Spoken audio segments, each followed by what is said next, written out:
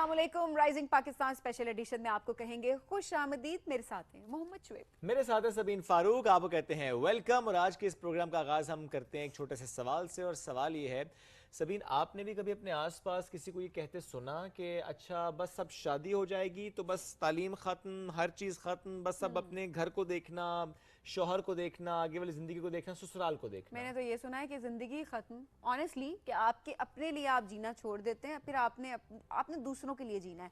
Literally माँ बाप आज के दौर में भी अपनी बेटियों को ये तलकीन करके रुखसत कर रहे होते हैं कि बस अब तुम वहीं की हो और बस अब जो है आपने उन्हीं के लिए जीना है। बहुत सारी चीज़ें होती हैं जो कि आपकी बच्चियों की ख्वाहिशात भी होती हैं, वो आगे बढ़ना चाहती हैं, आगे पढ़ना चाहती हैं, प्रोफेशनल करियर को परसू करना चाह रही होती है, लेकिन इन बेसिस पे उनको आगे परसू नहीं करने दिया जा रहा होता कि जो अगलों की मर्जी है वही आपकी मर्जी है।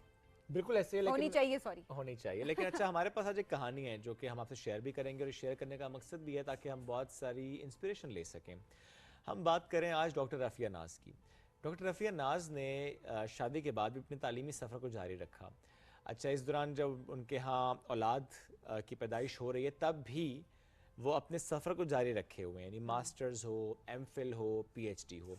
और अब ये देखें, जब उन्होंने पीएचडी की डिग्री हासिल की माशाल्लाह, और उसके बाद सितंबर 2024 में जब कॉन्वोकेशन हुआ, उस वक्त तक जो उनके बेटे अब्दुल रहीम है वो अपने एलएलबी मुकम्मल कर चुके हैं।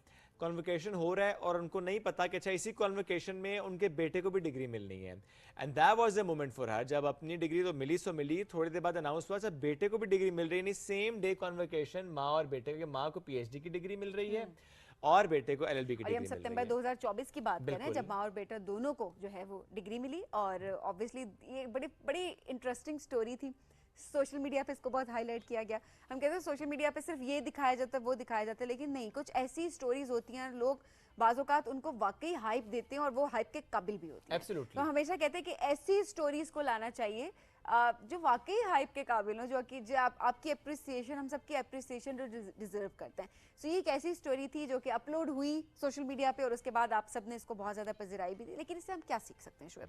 हम इससे ये सीख सकते हैं कि किसी भी चीज़ की कोई उम्र नहीं होती। सही बात है। हम अक्सर कहते हैं ना, इतनी उम्र होगी है, अब करोगे क्या? अब तो चलो उम्र निकल गई, आगे चल के क्या करना है, कैसे पढ़ना है, क्या ही फ़ायदे हम ढूंढ रहे होते हैं ना, क्या ही फ़ायदा, चलो बस अब मैनेज कैसे हो सकेगा। अच्छा, आप बुढ़ापे की तरफ हो तो फिर क्या?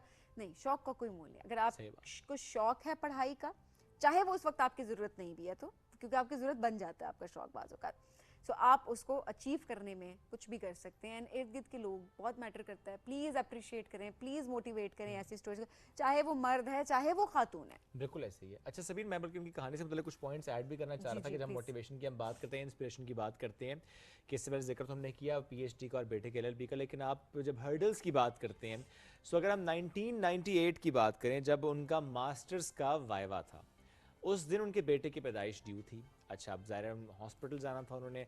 अब बड़ी परेशानी की बात हो गई कि अच्छा वाइवा भी उसी दिन होना है और बेटे की पैदाइश है, तो फिर उन्होंने रिक्वेस्ट की। नॉर्मली ये होता है कि यूनिवर्सिटी वाले अलाउ नहीं करते कि आपका जो वाइवा की डेट है वो आगे पीछे करें, लेकिन ज़ाहिर है वो मामला ऐसा था कि उन्होंने जब लेटर लिखा यूनिवर्सिटी को, तो यूनिवर्सिटी वालों ने इसको बड़ा अप्रिशिएट किया। उन्होंने कहा ये तो बड़ी अच्छी बात है, आप इस तरह जिक्र भी कर रहे हैं तो बड़ी खुशी की बात भी है, लेकिन हम बिल्कुल डेट चेंज करेंगे। तो डेट चेंज हुई।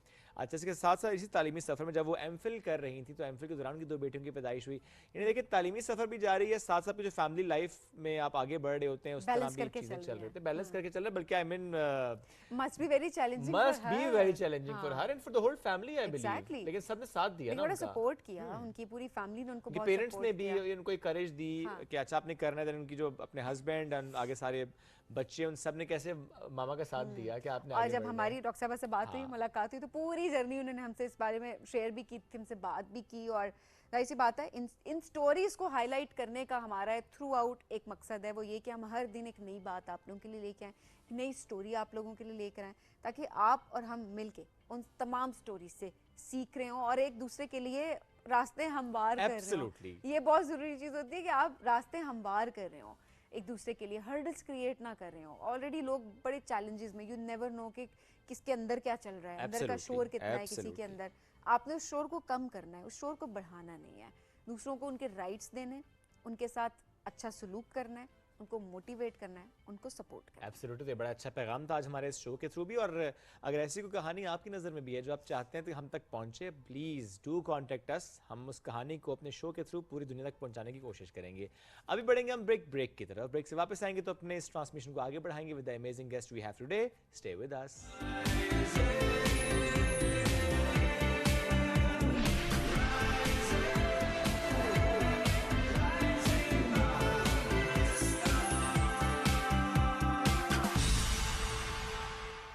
KNNs, ताकि आपके प्यारों को मिलती रहे safe and healthy chicken.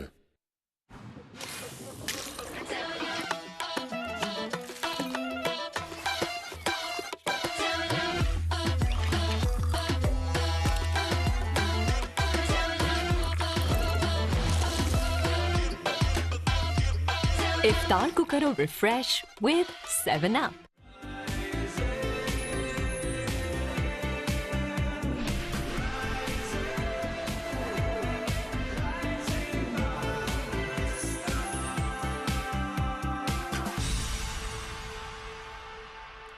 Welcome back to rising Pakistan special edition में आपको कहेंगे खुश आमदीद। और आज ज़रा तमाम बच्चे टीवी के आगे बैठ जाएं और अच्छे से सारी चीज़ों को साइड पे कर दें और आपने इस पूरे सेगमेंट को सुनना है और इससे सीखने की कोशिश करनी, क्योंकि आज हम बात करने लगे बहुत बेसिक चीज़ की और सबसे इम्पॉर्टेंट चीज़ की। वो है जी कम्युनिकेशन। वो कितने इम्पॉर्टेंट है, क्योंकि आज के दौर में आपको बहुत कुछ आता है, बट अगर आप कम्युनिकेट नहीं कर पा रहे तो आप कुछ नहीं कर पा रहे। एग्जैक्टली, किसी से बात नहीं कर पा रहे तो लोगों को कैसे पता लगेगा कि आपके अंदर क्या चल रहा है? I mean, you have knowledge but you are unable to communicate. Exactly, अगर आपको एक्सप्रेस करना है तो ऑब्वियसली आपको कम्युनिकेट करना आना चाहिए, ताकि आप अच्छे तरीके से अपनी बात को। अक्सर लोग सिर्फ कहते हैं ना हमारा ये मतलब नहीं था, तो बात कर देते हैं, अगले को बुरा लग जाता है, फिर आप उसको जस्टिफाई करते फिरते हैं, मेरा तो वो मतलब ही नहीं था, I didn't mean that and all that. इस तरह की चीजें हम बोल रहे होते हैं और टाइम लगाते हैं आप ये समझाने में कि आप क्या कहना चाहते थे। तो क्लियर कम्युनिकेशन कितनी इंपॉर्टेंट है, Yes. एंड स्पेशली आज के दौर की जब हम बात कर रहे होते हैं, हम अक्सर ये देख रहे होते हैं कि जुबानों का भी बड़ा मसला होता है ना। फलाना मतलब बच्चे हमारे, बिकॉज अब पूरी दुनिया में अगर आप जिस तरह जाते हैं, ठीक है, English is a global nights universal language, but at the same time आप जर्मनी जाते हैं, आपको जर्मन सीखना बहुत इंपॉर्टेंट है ताकि आप कम्युनिकेट कर सकें। आप चाइना जाएंगे, आपको चाइनीज़ बोलना बहुत इंपॉर्टेंट है ताकि आप कम्युनिकेट कर सकें। आप कोरिया जाएंगे, आपको कोरियन आना ज़रूरी है बिकॉज आप कम्युनिकेट कर सकें। सो ये बड़ी एक चीज़ होती है, and specially verbal and non verbal communication की कितनी मैटर करती है। तो आज यहाँ हम हसनैन से सब सीखेंगे। शोएब बिल्कुल, मोहम्मद हसनैन हमें ज्वाइन कर चुके हैं। अस्सलाम वालेकुम हसनैन, क्या हाल है? अस्सलाम वालेकुम। वालेकुम अस्सलाम, कैसी तबीयत, कैसे मिजाज? अल्हम्दुलिल्लाह, I am doing perfectly fine. That's great. Hasnain, आप तो लैंग्वेजेस भी सीख रहे हैं काफी अरसे से जी प्रॉब्लम। बिल्कुल, I have been learning languages since I was very young. मैंने चाइनीज़, सबसे पहले इंग्लिश, फिर चाइनीज़ और अभी जापानीज़ सीख रहा हूँ। मोटिवेशन क्या होती है किसी नई लैंग्वेज को सीखने की आपकी? देखिए, हर एक लैंग्वेज के साथ आपको समझे कि एक चाबी मिलती है, और जब आप एक लैंग्वेज को सीख लेते हैं तो आपको एक चाबी, न सिर्फ और सिर्फ एक चाबी नहीं, बल्कि आपको एक कह सकते हैं कि एक ट्रेजर मिलता है। और जब आप उस ट्रेजर को खोल देते हैं तो आपको मुख्तलिफ चीज़ें मिलती हैं, ख़जाना मिलता है। और उसके अंदर क्या है, उसके अंदर हमारे पास जो लिखने की जो स्टोरीज़ हैं, जो हमारे पास मुख्तलिफ पोइट्री है, जो हमारे पास लिटरेचर है, वो आता है, कल्चर, हिस्ट्री और इस तरह मुख्तलिफ और चीज़ें जो कि एक लैंग्वेज के अंदर इनकैप्सुलेटेड होती हैं, जो कि एक लैंग्वेज के अंदर मौजूद होती हैं, ये सारी चीज़ें हम सीख पाते हैं। तो मुझे तो लगता है कि अगर मैं एक ज़ुबान सीख रहा हूँ तो ना सिर्फ और सिर्फ मैं एक ज़ुबान को नहीं, बल्कि मैं एक नई, it's like a new soul, एक नई रूह मेरे अंदर आ गई है, जो कि मुझे एक नई दुनिया को, इट इंट्रोड्यूसेस मी, वो मुझे एक नई दुनिया को इंट्रोड्यूस करवाती है। And I am able to learn so much, क्या कुछ मैं नहीं सीख सकता, what can't I learn. So there is a big possibility कि आप जो कुछ सीखना चाहते हैं, आप you can do it, but आपको मुख्तलिफ स्किल्स, जिस तरह ज़ुबानी सीखना या कम्युनिकेशन स्किल्स, इनकी ज़रूरत पड़ेगी। अच्छा, कोई टिप्स भी होती हैं कि आप जुबान को अच्छे तरीके से सीख सकते हो, जल्दी सीख सकते हो? बिकॉज लोग इसलिए स्टार्ट भी नहीं करते बिकॉज उनको यही लगता है कि बहुत मुश्किल है कोई दूसरी जुबान सीखना। बेसिक्स क्या होनी चाहिए, आप कैसे, बिकॉज ऑब्वियसली आप एक्सपर्ट के पास तो जाएंगे, बट खुद क्या आपके पास टिप्स होनी चाहिए कि नई जुबान सीखने के लिए आप मोटिवेटेड हो? देखें, मैं आपको अपनी एग्जांपल देता हूँ। सबसे पहले तो आई स्पीक पुश्तो। पुश्तो दुनिया के अंदर सबसे हार्ड लैंग्वेजेस में से एक है, क्योंकि उसके अंदर मुख्तलिफ इस तरह लफ्ज़ हैं, मुख्तलिफ इस तरह वर्ड्स हैं जिनकी डबल मीनिंग्स होती हैं, जिनकी मुख्तलिफ डिफरेंट मीनिंग्स आती हैं। फिर मैं उसी के साथ साथ इंग्लिश सीखता हूँ, जो कि हमारे पास एक बेस लाइन है दुनिया की हर एक लैंग्वेज की। फिर मैं अरबिक, हम कुरान पढ़ते हैं, अरबिक हम लोग लगभग हम में से सबको आती होगी यकीनन। तो अरबिक किस तरह ज़ुबान है, इट्स अ टोनल लैंग्वेज जिसके अंदर जो कि दुनिया की सबसे हार्ड लैंग्वेजेस में से एक है। फिर मैंने चाइनीज़ एक अनदर टोनल लैंग्वेज, उसको भी मैं सीख रहा हूँ। टोनल क्या, ओ, ए, ओ, तो ये जो आवाज़ें हैं इसके साथ पूरा मीनिंग ही चेंज हो जाता है। तो ये जो टोनल लैंग्वेज चाइनीज़ हो गई, फिर जापानीज़ हो गई। जापानीज़ के अंदर 3 राइटिंग स्टाइल्स हैं। हाँ। 3 तरीकों से आप एक ही लफ्ज़ को लिख सकते हैं, एक ही सेंटेंस को आप लिख सकते हैं। तो अगर मैंने ये सारी चीज़ें सीख ली मैंने, तो आप समझ सकते हैं कि एक मूवी थी एवेंजर्स, उसके अंदर एक विलन था थैनोस, उसके पास इन्फिनिटी स्टोन्स थे। वो आप कह सकते हैं पूरी दुनिया की हर एक पावर थी उनके अंदर। तो मैंने सारी लैंग्वेजेस की इन्फिनिटी स्टोन्स ले लिए, मेरे पास सारे पावर्स आ गई हैं। तो अब अगर मैंने ये सारी जुबानें सीख ली तो मैं क्या कुछ नहीं सीख सकता। आप वैसे ही सोचें, आपको ज़रूरत नहीं है कि आप हर एक ज़ुबान सीखें, बट आपको क्या ज़रूरत है कि आप एक ज़ुबान को you need to grab on to that, latch on to that language, और आप उसी लैंग्वेज पर फोकस करें। जब मैं जापानीज सीख रहा हूँ तो मुझे बहुत सारे लोगों ने ऑफर की कि आप जर्मन हमारे साथ सीखें, आप फ्रेंच सीखें, आप इटालियन सीखें, बट मैंने कहा नहीं, क्योंकि मुझे एक ही ज़ुबान पर फोकस करना है, क्योंकि मुझे एक ही ज़ुबान पर उसको अंडरस्टैंड करना है फुल पावर से। तो अगर मैं एक ही ज़ुबान पर फोकस करूंगा, so I will be better able to use my time. मैं अपने टाइम को बड़े अच्छे तरीके से उसके अंदर लगा सकता हूँ। मैं मुख्तलिफ नॉवेल्स, मुख्तलिफ स्टोरीज भी पढ़ सकता हूँ, और साथ ही साथ अपने स्किल्स को इम्प्रूव कर सकता हूँ। और एक टाइम पे आप एक जुबान पे फोकस करके सीखना चाहें तो आप बहुत अच्छे से सीख सकते हैं। और अगर आपने Exactly. बताया कि आप इतनी सारी लैंग्वेज सीख सकते हैं तो फिर कोई भी सीख सकता है। एग्जैक्टली अगर मैं इस उम्र के अंदर सीख सकता हूँ, मेरा विजन है कि बड़े होकर मैंने और भी बहुत सारी ज़ुबानें सीखनी है। अगर मैं इसी उम्र से सीख सकता हूँ एक ऐसी ज़ुबान, और फिर exactly if you talk about it, तो चलिए जापानीज़ चाइनीज़ का तो मैं एग्जांपल नहीं दूंगा क्योंकि हमारे लोगों को ज़्यादा नहीं पता, they haven't learned it. But English को तो सबका ही पता होगा, हमारे स्कूल्स के अंदर इंग्लिश बोली जाती है। हाँ, इंग्लिश के साथ हम फेमिलियर हैं और हमें पता है कि कुछ लोगों के लिए बहुत ज्यादा मुश्किल होती है, पर दूसरी तरफ कुछ लोगों के लिए बहुत ज्यादा आसान होती है। तो क्या ये मतलब है कि जिन लोगों के लिए आसान है वो इंसान नहीं? क्या ये मतलब है कि वो हर बंदे की ज़ाहिर अपनी स्ट्रेंथ्स होती हैं। एग्जैक्टली। अच्छा स्नेहा, वैसे क्या किसी ज़बान को सीखने के लिए उस ज़बान पर बनी हुई मूवीज देखने से फायदा होता है? देखिए, there are many different skills जिनको हम 4 कैटेगरीज के अंदर लाते हैं: listening, speaking, writing and reading. Reading बहुत ज़्यादा इंपॉर्टेंट है, बट हम इसे कहते हैं द फंडामेंटल स्किल्स, जो कि आपसे कोई ऑन द स्पॉट नहीं देखेगा। आपकी राइटिंग कोई, अभी मैं आपको कहूँ कि मुझे जापानीज आती है, आप ये नहीं कहेंगे राइट इन जापानीज, आप ये नहीं कहेंगे रीड दिस जापानीज वर्ड। तो हमारे पास फंडामेंटल्स क्या आती हैं? Listening and speaking. लिसनिंग किस तरह बेहतरीन होती है? It is by listening, and the main way is movies, songs, novels and audio books.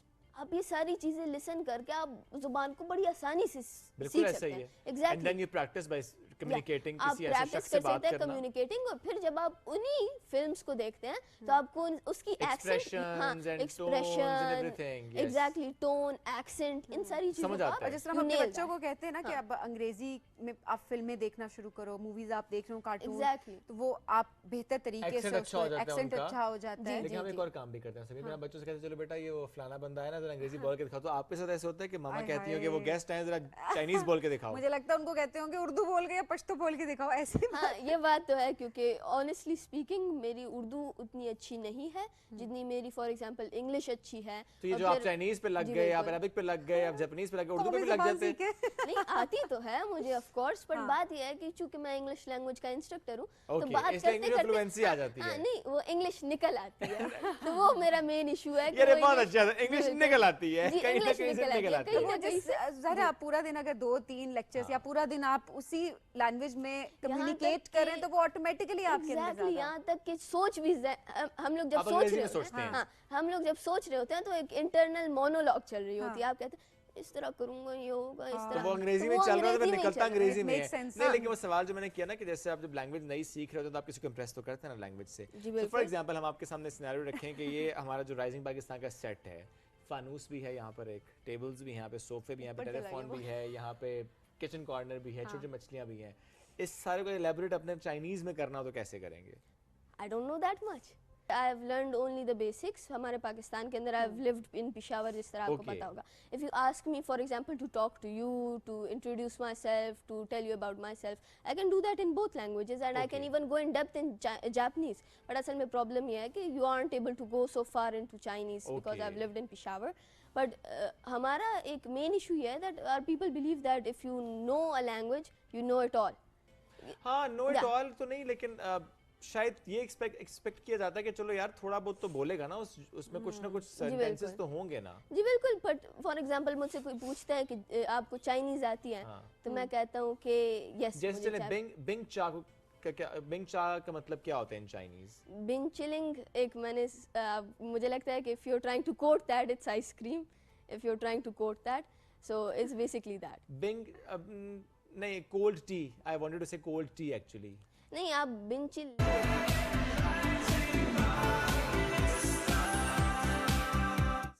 Thank you so much for joining us today. हमें बढ़ना एक ब्रेक की तरफ. ब्रेक से वापस आएंगे, रहिए हमारे साथ. ये है rising Pakistan special addition.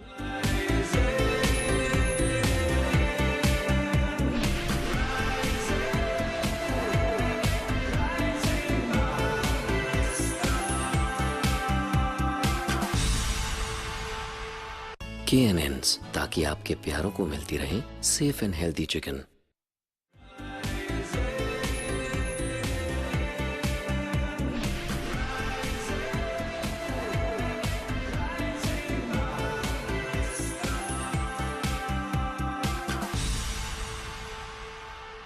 Welcome back to rising Pakistan में आपको कहेंगे खुश आमदीद. और बड़ी संजीदा शख्सियत ने अभी हमें ज्वाइन कर लिया. अगर आप संजीदा इश्यूज को देखें जो वो मॉरल देते हैं, उस लिहाज से बड़े संजीदा हैं, लेकिन क्या उनका अंदाज है, क्या संजीदगी से वो कॉमेडी कर देते हैं कि सब हंसते रह जाते हैं. आप देखिए, टैलेंट जो है वो कहीं छुपा नहीं रह सकता. इट्स बिकॉज सोशल मीडिया का दौर है और वहाँ पर आप अपना अकाउंट बनाएं और उसके बाद आपके अंदर का जो टैलेंट है वो आप बाहर निकालें और लोग उसको पसंद भी करने लग जाते हैं. ऐसी एक शख्सियत हमारे साथ मौजूद हैं जो सोशल मीडिया पे छाए हुए हैं वो. और क्या जबरदस्त उनका काम है. अच्छा, डिफरेंट कैरेक्टर्स के तौर पे सामने आते हैं. कभी कभी डेडपूल बन के सामने आ जाते हैं, कभी जोकर बन के सामने आ जाते हैं, कभी बड़े भाई बन के सामने आ जाते हैं, कभी अबू बन के सामने आ जाते हैं, कभी छोटे भाई बन के सामने आ जाते हैं. अच्छा, वो जितने इश्यूज की बात आपने बात की सामने, इट्स अ सोशल इशू, लेकिन किस तरह से अपने मजाक के अंदाज में वो इसको एक्सप्लेन करते हैं. रील्स की दुनिया में बड़े छाए हुए हैं. मैं बात करें गुजरावाला से इनका ताल्लुक है, ताहा इनका नाम है. मैं ज्वाइन किया. अस्सलाम वालेकुम ताहा, कैसे हैं आप? वालेकुम अस्सलाम, अल्लाह का शुक्र. आप सुनाएं? अल्हम्दुलिल्लाह. काफी अर्से बाद ताहा से मुलाकात हुई. वैसे जब मुलाकात होती है ताहा के साथ दोस्त भी होते हैं. आज इस दफा ताहा जरा अकेले हैं क्योंकि आप जरा इस्लामाबाद के विजिट पे आए हुए थे. ताहा, क्या चल रहा है आज? किस कैरेक्टर के साथ ज्यादा कंटेंट क्रिएट हो रहा है? आजकल अब्बू बना हुआ हूं. आई थिंक मुझे लगता है कि एक फेज आता है आप पे प्रॉबेबली ना उस कैरेक्टर का, फिर मुसलसल उस कैरेक्टर के तौर पे आप लोग काम करते रहते हैं. उसमें सब दोस्त ना अपना अपना कैरेक्टर डिफाइन कर लेते हैं.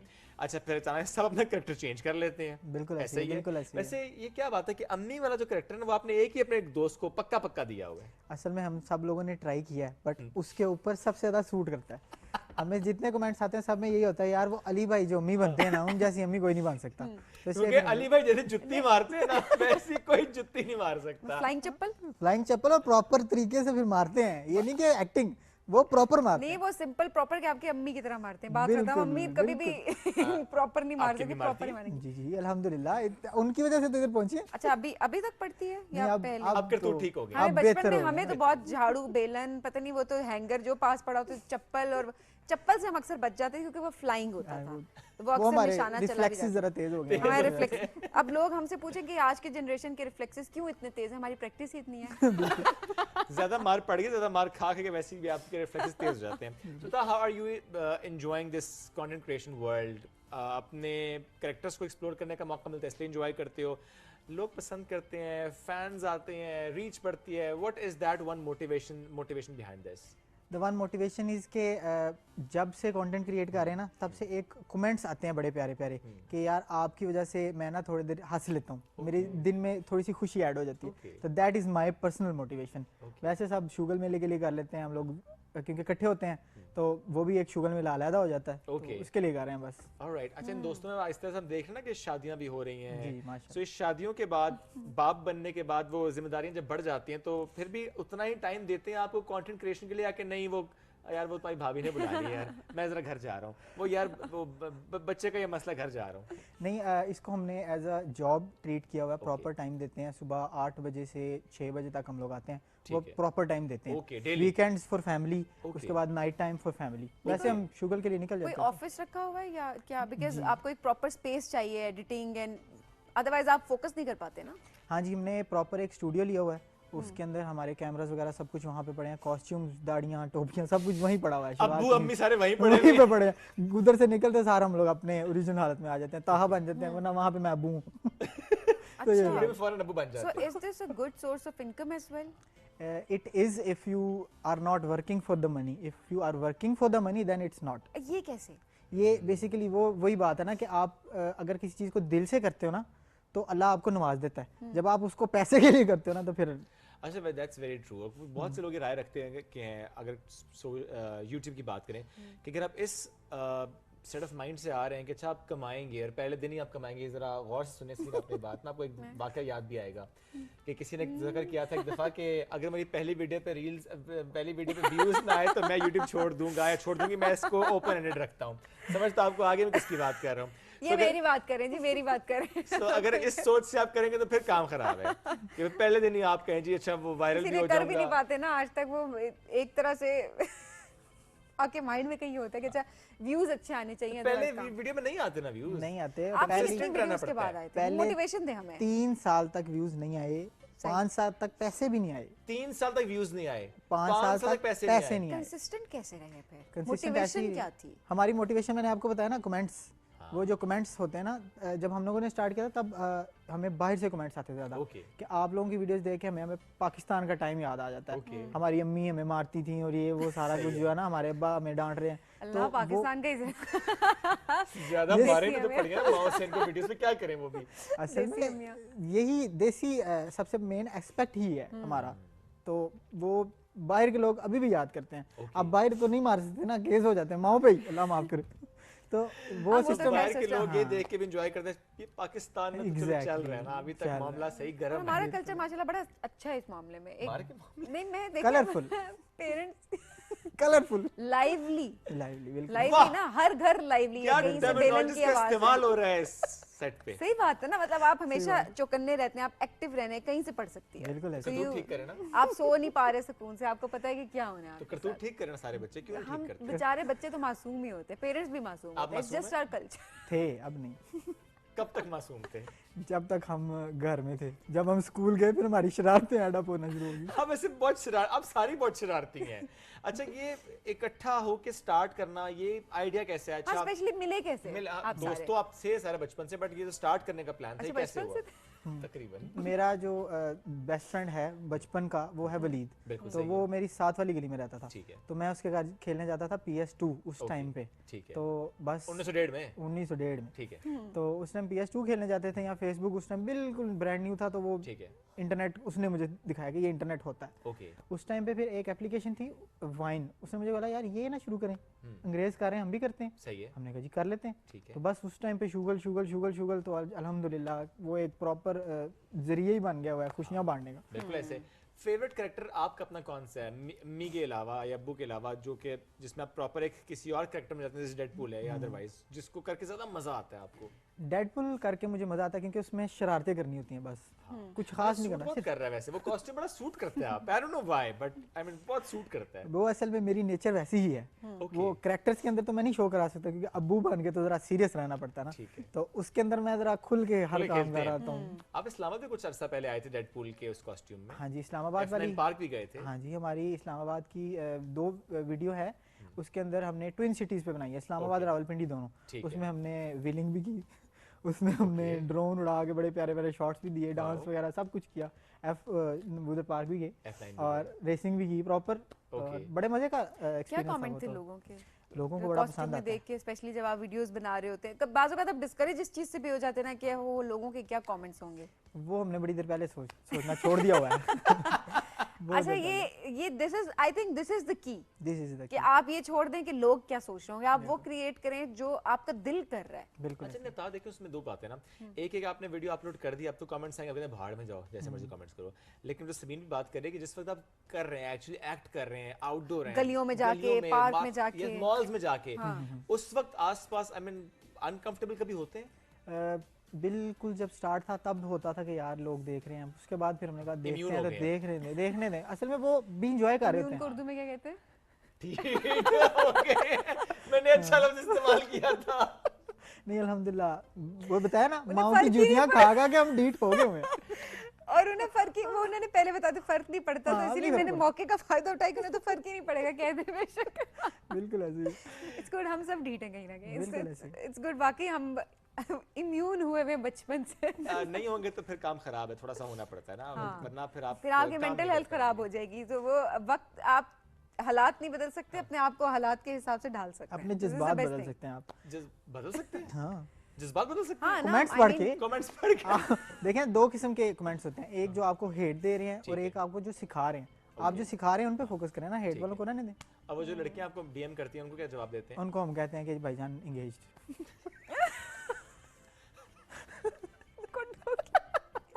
गुड हो गया, गुड हो गया, बचने अच्छी के बात है। लेकिन हम एंगेज्ड नहीं है। नहीं, दिल से एंगेज ना वैसे। देखा मैंने फौरन से बताया उन तमाम लोगों ये को जो आपने कैसे पकड़ा वैसे? आई न्यू इट ना How? सर, मतलब I mean I know him from बहुत साल से। 2016 probably or 17 या ओके, सो मुझे पता है इनमें से किसकी कब शादी हो रही है, किसका कब क्या हो रहा है, तो मुझे पता होता है। अच्छा मतलब कब से फॉलो कर रहे हैं इनको? हाँ मतलब हमारी मुलाकातें भी काफी रही हैं हमने अच्छा, कई ये दफा। Very active on social media as well ना? नहीं हमने इकट्ठे बहुत I'm कुछ शुगर मेला showbiz- किया है ना हमने, अच्छा, ओके, और ओके। काम भी किया हुआ है साथ में। तो ओके वो ओके, फिर गॉट इट, इसलिए हमें गॉट पता है कि क्या चीजें चल रही हैं, इसलिए मैंने सही, कहा ना हम सही। बचपन के दोस्त हैं तो मुझे अंदाजा है। अच्छा आपने दो प्लेटफॉर्म्स पे, नहीं प्लेटफॉर्म तो एक ही, दो तरह से कंटेंट क्रिएट करना शुरू किया। एक आई थिंक जिसमें आप लोग से तीन दोस्त हैं प्रोबेबली, हाँ जी और एक को रिच मॉम देसी मॉम वाला बिल्कुल बिल्कुल। सेपरेट है। बिल्कुल। सो सेपरेट क्यों रखा हुआ है? बेसिकली हम लोग दो टीम्स हैं। दो टीम्स हैं। हाँ जी, एक है WT, एक ठीक है है। यूनिक माइक्रोफिल्म्स। WT में आप हैं हाँ और जी। वाइन्स में भी आप हैं। WT में मैं हूँ, ठीक है। वलीद ठीक है। एंड ताहा।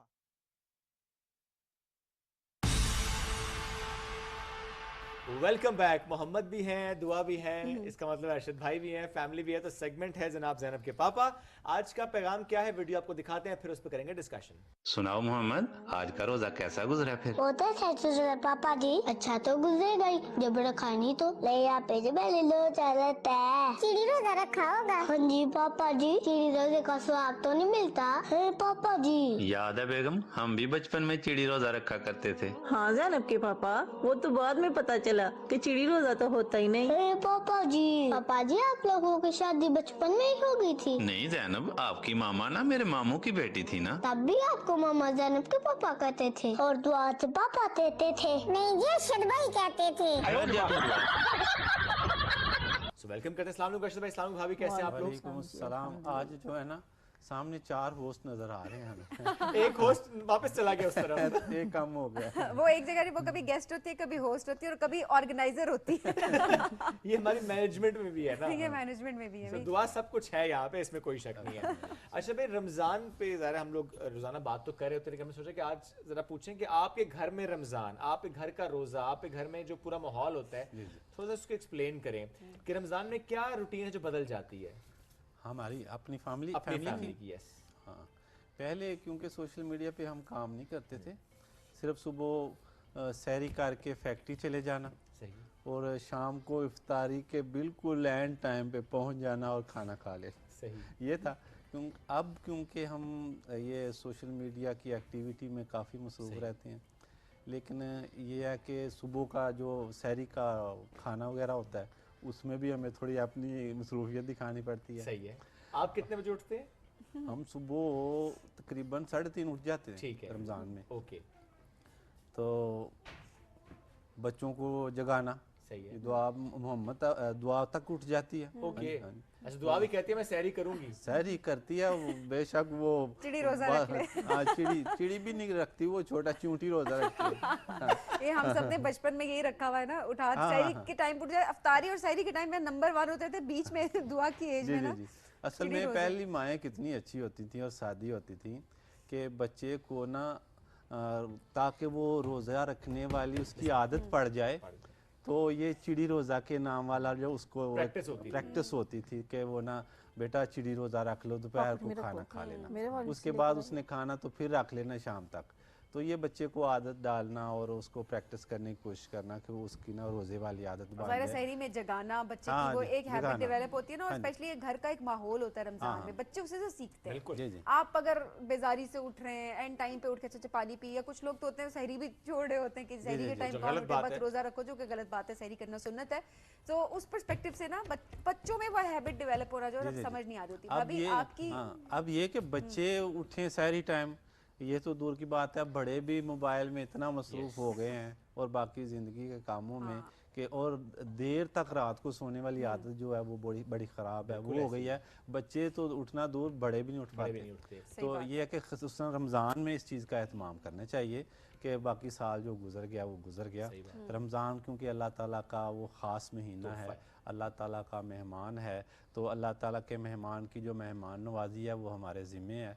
और मेहमान नवाजी तो भाई इसी तरह बनती है कि इसके गिनती के मुताबिक जितने रोज़े हैं वो रखे जाएं, और तरावी की जो नमाज़ें हैं, तरावी है उसका एहतमाम किया जाए, तिलावत का एहतमाम किया जाए, और असल में रमज़ान का रोज़े का जो मकसद है वो पूरा किया जाए। मैं समझता हूँ कि रमज़ान में रोज़े में जो सबसे बड़ी बात है ना वो ये है कि रोज़ा हमें तहम्मुल, बुर्दबारी और सब्र और बर्दाश्त सिखाता है। सही बात कि किस तरह अगर मैं सारा दिन भूखा रह सकता हूँ तो मैं झूठ बोलने के बगैर तो इजीली रह सकता। बिल्कुल सही बात। गिबत, चुगली और कीना और बुग़्ज़ के बगैर तो आराम से मैं सारा दिन हलाल चीज़ से रुक सकते हैं, तो हराम से रुकना तो बड़ा आसान। और ये है कि गुस्से से वो भी इससे जो है ना तो सारा दिन दूर रहना, ये भी अच्छी बात है। और ये कि बर्दाश्त सिखाता है रोज़ा।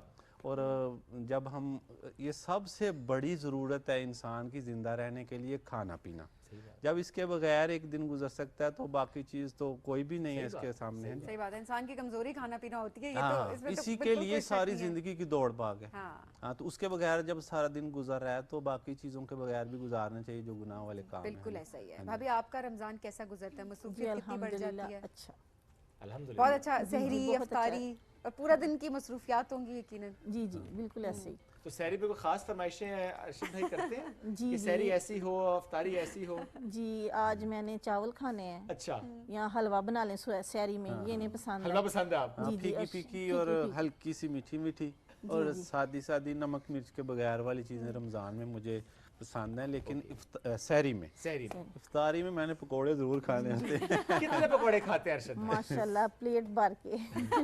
पकोड़ा पे नो कॉम्प्रोमाइज। खाने का शौक है? जी जी, पकोड़े का तो मुझे इतना शौक है ना कि रोटी सालन के बगैर भी मैं सादे पकोड़े प्लेट भर के खा सकता हूँ। अब कहते हैं बस मेरा काम मुकम्मल हो गया। ये पकोड़े बनाते भी हैं? जी जी बिल्कुल, फिर ठीक है। जी जी बनाते हैं। सो भाभी अच्छे पकोड़े बनाती हैं या ज़ैनब के पापा अच्छे पकोड़े बनाते हैं? नहीं, नहीं मैं बनाती। दोनों ने बता दे रही भाभी बनाती। बेगम बनाती है। आप बेगम के सामने क्यों पूछ रहे हैं? बेगम बहुत मुझे अच्छे पता है, बाद में उन्होंने खुद भी कहा नहीं बनाती, उन्हें भी पता क्या नहीं पता होगा यकीनन। अच्छा, तो ऐसे में भाभी बच्चों की सहरी, इसमें जैसे दुआ भी उठ जाती है। जी जी, और जो बच्चों को आपने ज़रा शुरू में जैसे बच्चे छोटे हैं ऐसे बड़े हैं उनको प्रैक्टिस कराने के लिए ज़रा आप कहते भी उनको अच्छा मैं ये भी खिलाऊंगी, ये भी खिलाऊंगी तुम्हारे लिए।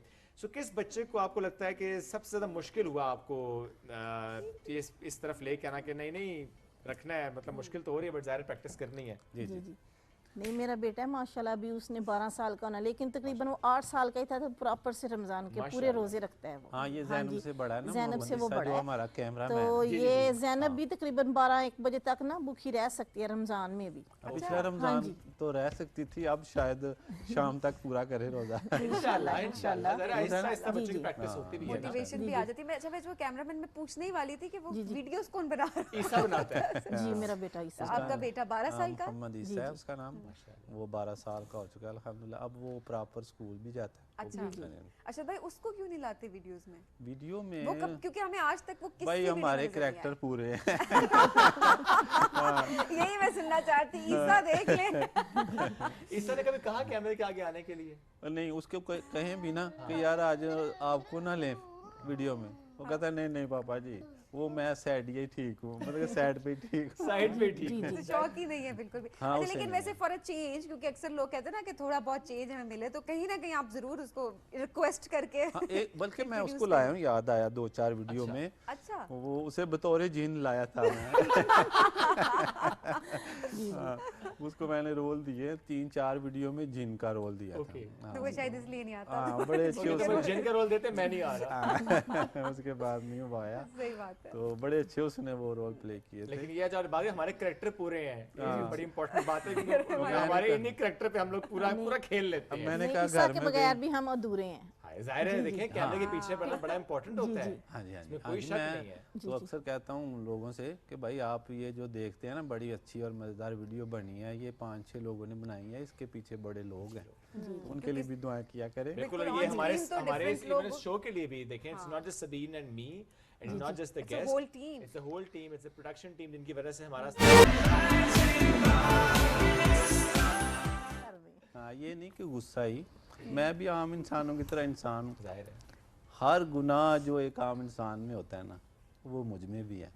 अल्लाह ताला से बस दुआ है कि अल्लाह ताला उन गुनाहों को दूर कर दे हमसे, और कोशिश भी करते रहते हैं, अल्लाह ताला इस कोशिश में कामयाब करे। आमीन आमीन। और ये जो ठहराव वाली बात अब सभी आपने की, वाकई ज़ाहिर है अपनी पर्सनालिटी के साथ बड़ा जाता है, बहुत ठहराव है माशाल्लाह। ज़ाहिर है वो ओए हमने नहीं सुना तो हमें नहीं पता कि वो ऐसा क्या मामला होता है कि ओए की बात। वो ठहराव वालों को भी आ जाता हाँ, है वो ना। ठहराव वालों को भी आखिर कुछ तो होता होगा, वो कहते हैं कि काम करते होते हैं। यही चीज़ बच्चों तक भी ट्रांसफॉर्म ज़ाहिर होती है, जो नज़र भी आते हैं। मतलब हमने नहीं देखा कभी आपके बच्चों की भी बहुत ऊंची आवाज़, हमने कभी नहीं देखा माशाल्लाह कि आपके बच्चे कोई ऐसी बात है कि बंदा कहे कि अच्छा नहीं, बच्चे थोड़ा रिएक्ट कर रहे हैं, दे वेरी हम्बल, शरारती हैं, लेकिन बदतमीज नहीं है, बिल्कुल भी नहीं। बदतमीज और शरारत, अच्छा, बच्चों का बचपना शरारत है।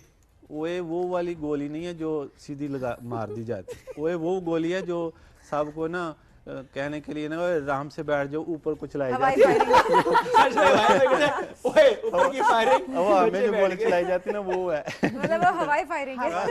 सो अगर आपको गुस्सा आए तो आप अशरफ के इस फार्मूले पे अमल करें। आप कहें ओए लेकिन आपने हवाई फायरिंग करनी है, किसी को डायरेक्ट फायर नहीं आपने मारना। ये मोहम्मद ने भी सीख ली है। अशरफ भाई, भाभी थैंक यू सो मच, आप सबका शुक्रिया आने के लिए। आज का सेगमेंट था रमज़ान, और रमज़ान स्पेशली उसका माहौल, और इसमें भी जो गुस्से की बात हम करते हैं, सब्र की बात करते हैं कि गुस्से के हाल में सब्र कैसे करना है, अपने आप में ठहराव कैसे आपने पैदा करना है। तो अब छोटी सी टिप अशरफ भाई ने आज दे दी है कि समटाइम्स आपका एक लफ्ज़, एक जुमला भी ऐसा होता है कि जिससे आसपास एक मैसेज चला जाता है, उस पर अपना आप काम करते हैं। अच्छा मोहम्मद, आप आ जाते, बैठ जाए, इससे पहले हम ब्रेक की तरफ बढ़ेंगे। ब्रेक से वापस आएंगे, रहिए हमारे साथ। ये है रमज़ान का स्पेशल हमारा show, rising Pakistan special addition. Stay with us.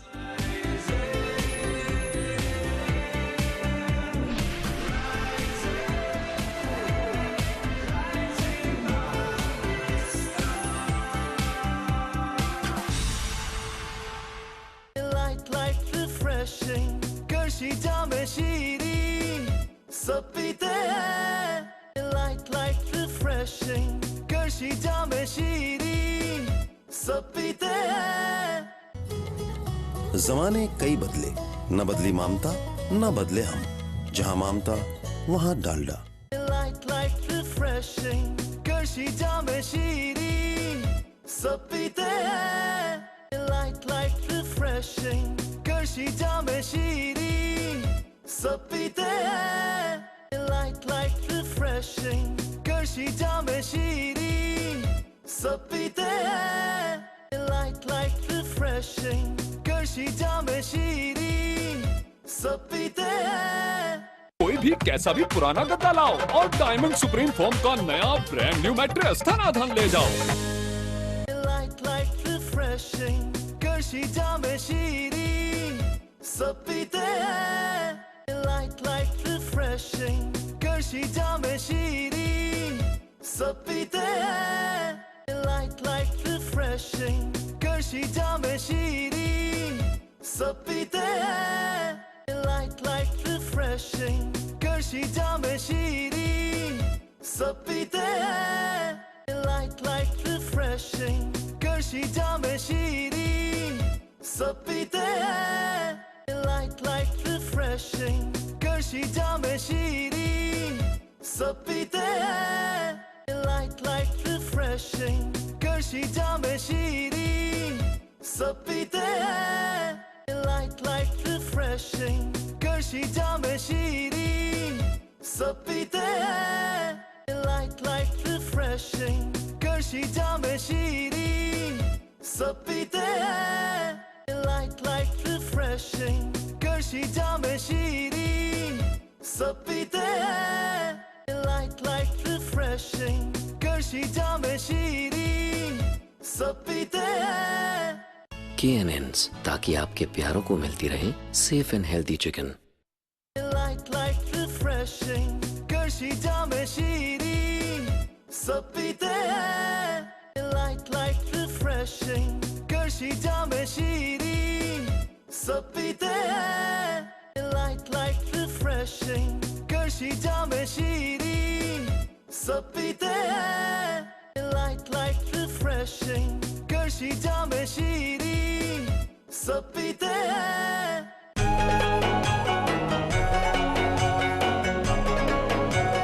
Light refreshing गर्शी जामे शीरी सब पीते हैं Light refreshing गर्शी जामे शीरी सब पीते हैं Light refreshing गर्शी जामे शीरी सब पीते हैं Light refreshing गर्शी जामे शीरी सब पीते हैं KNNs, ताकि आपके प्यारों को मिलती रहे safe and healthy chicken. Light refreshing गर्शी जामे शीरी सब पीते हैं Light refreshing गर्शी जामे शीरी सब पीते हैं Light refreshing गर्शी जामे शीरी सब पीते हैं Light refreshing गर्शी जामे शीरी सब पीते हैं Light refreshing गर्शी जामे शीरी सब पीते हैं Light refreshing गर्शी जामे शीरी सब पीते हैं Light refreshing गर्शी जामे शीरी सब पीते हैं जमाने कई बदले, न बदली ममता न बदले हम, जहाँ ममता वहाँ डालडा। Light refreshing गर्शी जामे शीरी सब पीते हैं Light refreshing गर्शी जामे शीरी सब पीते हैं Light refreshing गर्शी जामे शीरी सब पीते हैं जमाने कई बदले, न बदली ममता न बदले हम, जहाँ ममता वहाँ डालडा। Light refreshing गर्शी जामे शीरी सब पीते हैं Light refreshing गर्शी जामे शीरी सब पीते हैं Light refreshing गर्शी जामे शीरी सब पीते हैं Light refreshing गर्शी जामे शीरी सब पीते हैं Light refreshing गर्शी जामे शीरी सब पीते हैं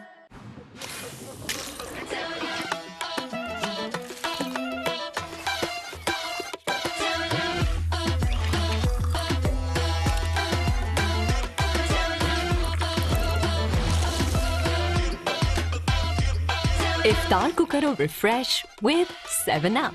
Light refreshing गर्शी जामे शीरी सब पीते हैं Light refreshing गर्शी जामे शीरी सब पीते हैं Light refreshing गर्शी जामे शीरी सब पीते हैं कोई भी कैसा भी पुराना गद्दा लाओ और डायमंड सुप्रीम फोम का नया ब्रांड न्यू मैट्रेस धनाधन ले जाओ।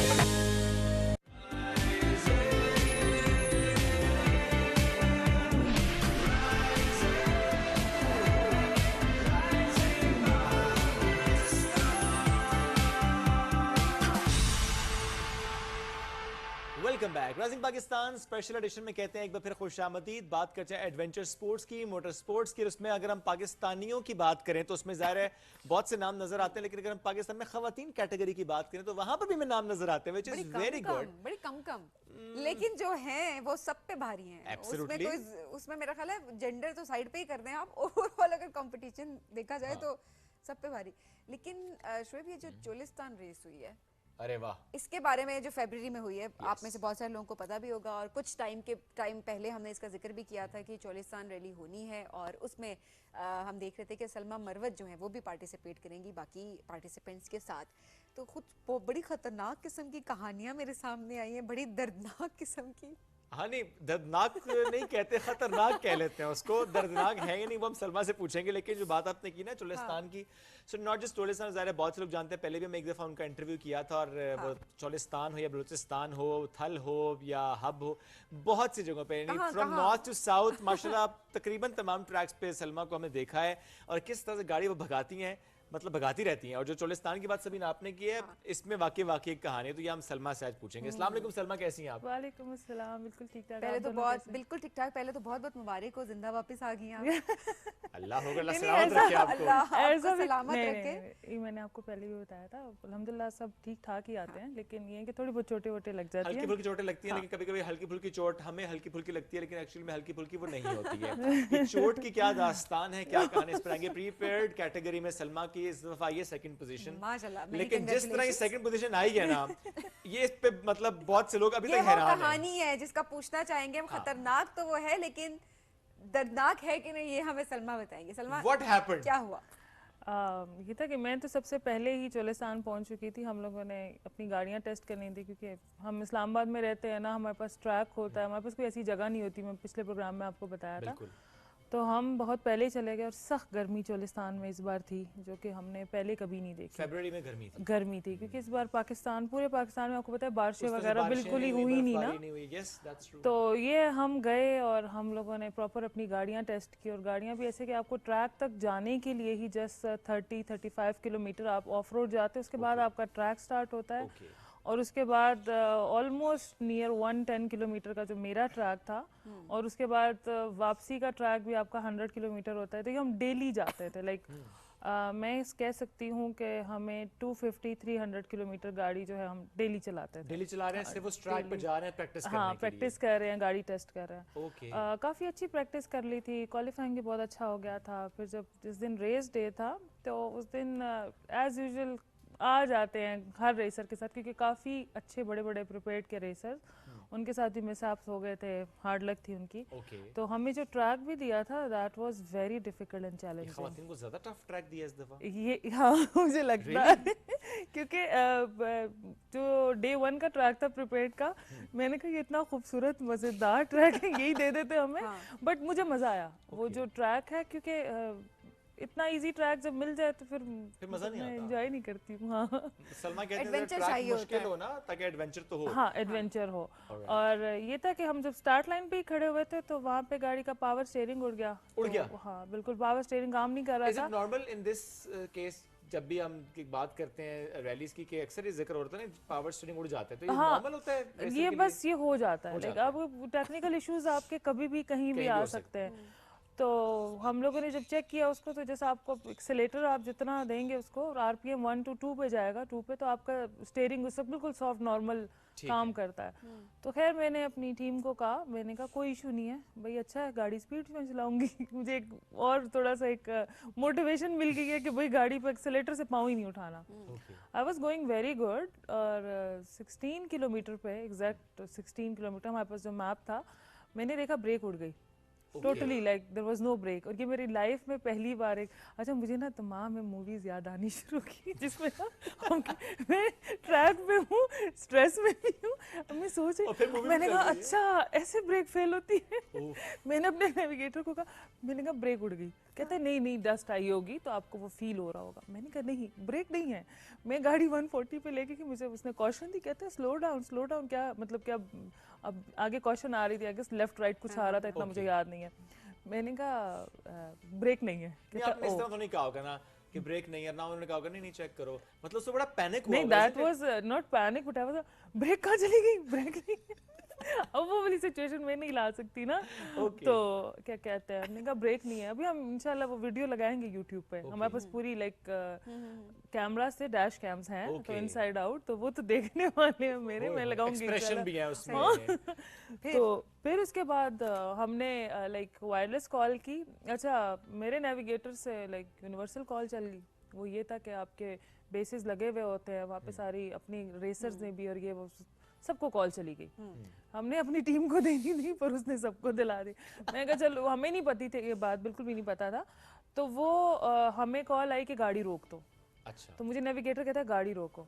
मैंने कहा गाड़ी तब रोकूंगी अगर मुझे ये बोल दो कि गाड़ी ठीक हो जाएगी। कहता नहीं गाड़ी तो नहीं ठीक होगी, चेक तो कर ले। मैंने कहा ब्रेक फेल में ये हम बातें कर रहे हैं और ये गाड़ी भगा रही हूँ, हम जा रहे हैं ना।